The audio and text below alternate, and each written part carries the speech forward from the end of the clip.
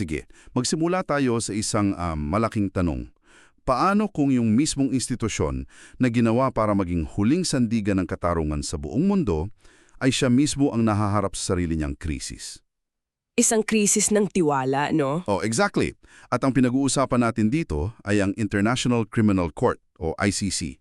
Kasi sa isang banda, sila yung pag-asa, di ba? Pag-asa ng mga biktima. Pero sa kabilang banda, parang ang daming problema. May mga bansang umaalis, may sanctions, may kaso laban sa sarili nilang opisyal. At para himayin natin lahat yan, meron tayong isang napaka-interesting source. Ito ay isang panayam kay Attorney Harry Roque. Na isang ang international law expert at siyempre naging tagapagsalita rin ng Administrasyong Duterte. At ang interesting sa kanya, di ba? Isa siya sa mga nagsulong noon na sumali tayo sa ICC. Pero ngayon, isa na siya sa mga pinakamalakas na kritiko. Kaya yun ang misyon natin dito. Gagamitin natin yung mga argumento niya para suriin ano na ba talaga ang nangyayari sa ICC. Aalamin natin, based sa pananaw niya, kung bakit niya sinasabing bilang na ang mga araw ng korte at ano ang epekto nito sa kaso ni dating Pangulong Duterte. Tara, simulan na natin tong paghimay. Okay, so unang-una, ang sentro talaga ng argumento ni Roque ay yung issue ng jurisdiction. Jurisdiction, okay. Para sa kanya, lumalagpas na sa linya ang ICC. Para bang lumalabis na sa kapangyarihan nila. May dalawa siyang malinaw na halimbawa dyan, di ba? Yung sa Pilipinas at yung sa Russia. Oo, unahin natin yung Pilipinas. Sige. Ang claim niya, dahil umalis na tayo sa Rome Statute, dapat wala na silang pakialam. Ganun ba kasimple yun? Well, sa tingin niya, oo. Pero dito na pumapasok yung legal debate, di ba? Kasi ang posisyon naman ng ICC, nung nangyari ang mga krimen sa war on drugs, miyembro pa tayo.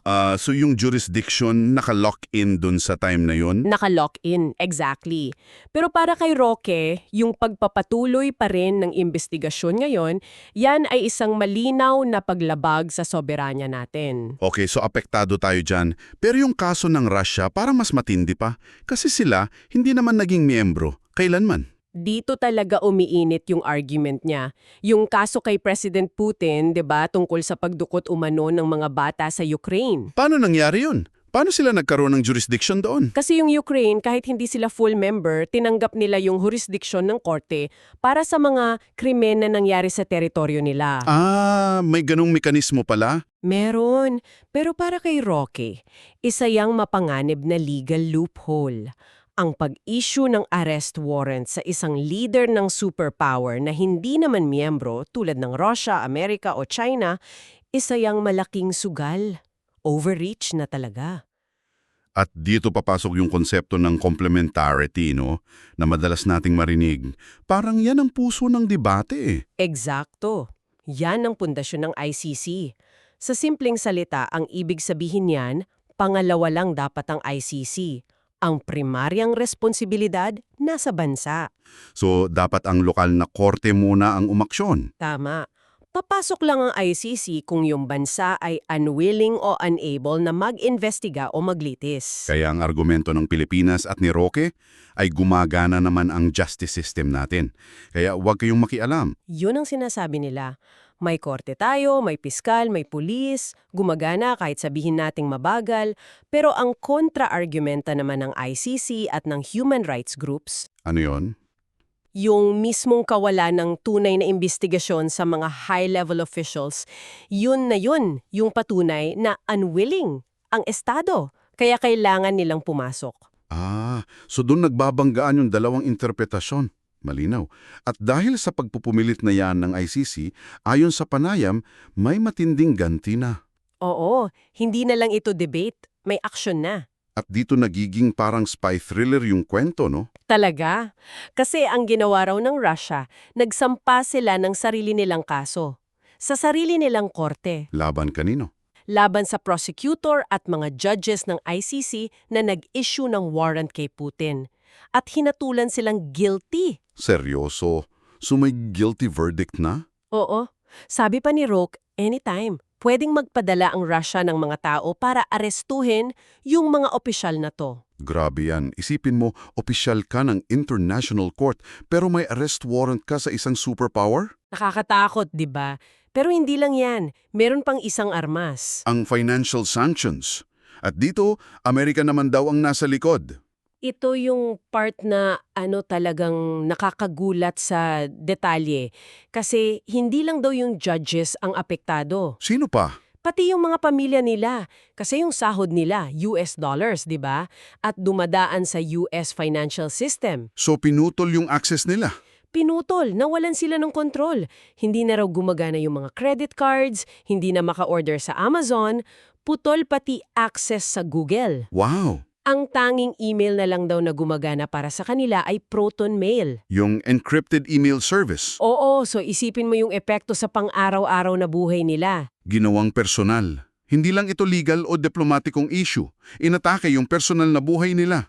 At yan ang nagtulak ayon kay Roque sa tinatawag niyang domino effect. Okay, pag-usapan natin yung domino effect.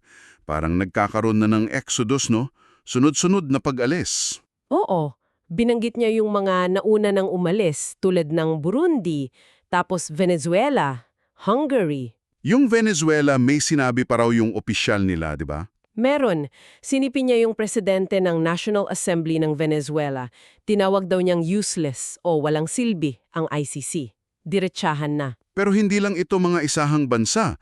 May mas malaking grupo pa raw na matagal nang may issue sa ICC. Ang African Union. Oo. Matagal na yung sentimento na yan. Tama.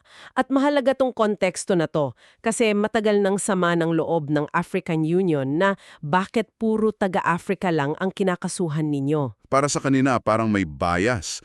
Isang tulong ng mga taga-kanluran. Yun ang pakiramdam nila at nagbanta na sila noon pa na sabay-sabay silang aalis. At dito ngayon, ikinonekta ni Roque yung kaso ni Duterte. Yan ang teorya niya, na yung pagsasampa ng kaso kay Duterte ay isang stratehikong political move ng ICC.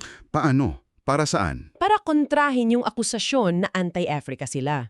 Para masabi nila, tingnan nyo, hindi lang Africa, heto may leader mula sa Southeast Asia. Kung totoo yan, edi ang kaso ni Duterte ay hindi lang tungkol sa hustisya. Nasa gitna ito ng isang geopolitical na laro. Exactly.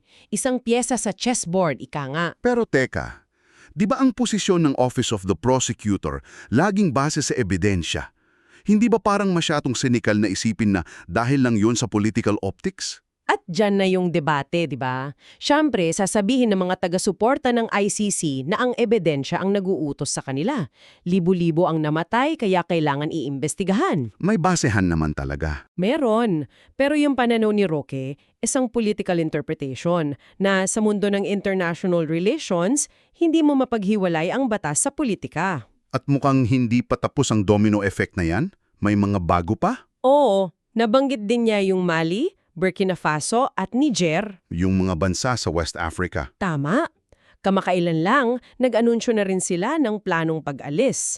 At ang common denominator sa lahat ng yan, ayon kay Roque, ay yung paggigiit sa soberanya. Sovereignty. Bumabalik tayo dyan na kung gumagana ang sistema sa bansa, hindi dapat makialam ang iba. Yun ang punot dulo. So kung ganyan karupok ang pundasyon ng ICC, ayon sa pananaw na to, paano na ngayon yung kaso ni dating Pangulong Duterte? Dito na niya inilatag yung 3 posibleng off-ramps, 3 posibleng daan palabas para kay Duterte. Okay, ano yung una? Yung una, purong legal. Isang paborableng desisyon mula sa appeals chamber ng ICC. Kung sasabihin nilang oo nga, wala na kaming jurisdiksyon. Tama kung papanigan nila yung argumento ng Pilipinas. Okay, yan ang legal route. Pangalawa, Ang pangalawa, mas procedural. Posible raw na yung trial chamber mismo ang magsabi na si Duterte ay unfit to stand trial. dahil sa edad. Posible dahil sa edad niya, 80 anyos na, o sa kalusugan niya. Isang paraan para hindi na ituloy yung buhong paglilitis. At yung pangatlo, na siyang pinakadramatiko. Ay yung tuluyang pagbagsak mismo ng ICC. Pagsuko ng korte? Oo, yung senaryo na dahil sa tindi ng financial sanctions, ng pressure mula sa Russia, sa pag-alis ng mga miyembro, susuko na lang sila. Sasabihin na lang hindi na kaya. At kapag nangyari yun, lahat ng kaso. Dismissed, kasama na yung kay Duterte. May good news at bad news daw dyan ayon sa kanya. Ang good news para sa kampo ni Duterte ay yung krisis mismo ang pwedeng maging kaligtasan niya. Hindi na niya kailangang manalo kung mawawala ang korte. Pero ang bad news, Ang tanong na kailan. Walang nakakaalam kung kailan yan mangyayari, aabutan pa ba ni Duterte na 80 na? isang karera laban sa oras. Oo. Pero may isa pa siyang anggulo na binanggit na talagang nakakaintriga, na hindi lang daw si Duterte ang may kailangan sa ICC. Kundi ang ICC ang may kailangan kay Duterte. Paanong nangyari yun? Tinawag niya tong isang existential issue para sa kanila, isang issue ng kanilang pag-iral. Dahil sa pera, sa mga donor. Eksakto. Ang argumento niya kung wala yung kaso ni Duterte, baka wala na silang malaking kasong lilitisin. At problema yan sa mga nagpopondo sa kanila. Tama. Binanggit niya yung Japan, isa sa pinakamalaking donor. Nagrereklamo na raw sila. Bakit? Dahil sa bilyon-bilyon na pondo, iilan lang ang kaso ng ICC at marami pa doon na uuwi sa akwital. So ang tingin nila hindi cost-effective. Parang ganun, isang napakamahal na korte na hindi naman masyadong epektibo. So para kay Roque, kailangan ng ICC si Duterte para maipakita sa mga donor na, heto, may ginagawa kami, may malaki kaming kaso, sulit ang pondo ninyo. Kung susundin natin ang lohika na yan, ang kaso laban kay Duterte ay hindi lang tungkol sa katarungan. Tungkol din sa institutional survival, pambayad upa at pampasahod nila, ika nga. Yan ang esensya ng argumento niya. Isang napakasinikal pero pragmatikong tingin sa sitwasyon. Siyempre, ang kontra-argumento dyan, lalo na mula sa human rights groups. Ayun nga ang mandato nila. Eksakto, na yung kaso ni Duterte na may libu-libong biktima, yan mismo ang dahilan kung bakit itinatag ang korte. May pondo man o wala, trabaho nila yan. At yan ang dalawang naratibo na nagbabanggaan. Isang laban para sa katarungan at isang laban para sa pag-iral. Napunta rin pala yung usapan sa ilang isyong lokal. Yung tungkol sa health port barrel. Ang posisyon niya dyan, sa isip daw, dapat alisin yan at lahat ng pondo ibuhos sa universal healthcare. Pero Pero, sa ilalim daw ng kasalukuyang administrasyon na tinawag niyang corrupt, mas mabuti na raw na mga politiko ang maglabas ng pondo. para siguradong may nakakarating sa tao. Kahit papaano raw, yun yung sinabi niya. Paano naman yung sa alegasyon ng land grabbing sa Bataan na iniugnay sa kanya? Tinawag niya yung lumang tugtugin. Ginagamit lang daw yan para ilihis ang atensyon mula sa isang taong may kasong kidnapping. So, political move daw ito. Oo, para siraan siya at si VP Sara Duterte. Binansagan pa niya yung grupo ng akusado na number 5 most wanted ng PNP anti-kidnapping group. Para sa kanya, binababoy daw ang sistema ng hustisya para sa politika. Okay, so kung lalagumin natin ang lahat, nakita natin ang isang napaka-critical na pananaw sa ICC. Isang larawan ng isang institusyon na nasa bingit ng alanganin, mula sa jurisdiksyon hanggang sa sanctions hanggang sa pag-alis ng mga miyembro. At sa pananaw ni Ate Roque, itong krisis na ito mismo ang maaaring maging susi para ma-dismiss ang kaso ni dating Pangulong Duterte. Ang ipininta niyang larawan ay hindi isang korte na naghahatid ng katarungan, kundi isang institusyon na lumalaban para sa sarili nitong kaligtasan. Pero mahalagang tandaan, no? Ito ay isang panig ng kwento. Oo, dahil ang kabilang panig sasabihin na itong mga atake na ito mismo ang patunay na epektibo ang ICC. Na natatakot ng mga makapangyarihan? Exactly. At ito siguro ang iiwan nating tanong para sa iyo na nakikinig, kung ang isang pandigdigang hukuman ay naharap sa ganitong panggigipit mula sa superpowers, sa mga dating miyembro, pati sa pera? Paano nito mababalanse ang pagiging idealistang tagapagtanggol ng karapatang pantao at ang pagiging pragmatikong institusyon na kailangan lang mabuhay? At sa huli, sino ba talagang nananalo at natatalo sa labanang ito? Yung institusyon ba, yung mga akusado, o yung mga biktimang hanggang ngayon ay umaasa pa rin sa katarungan?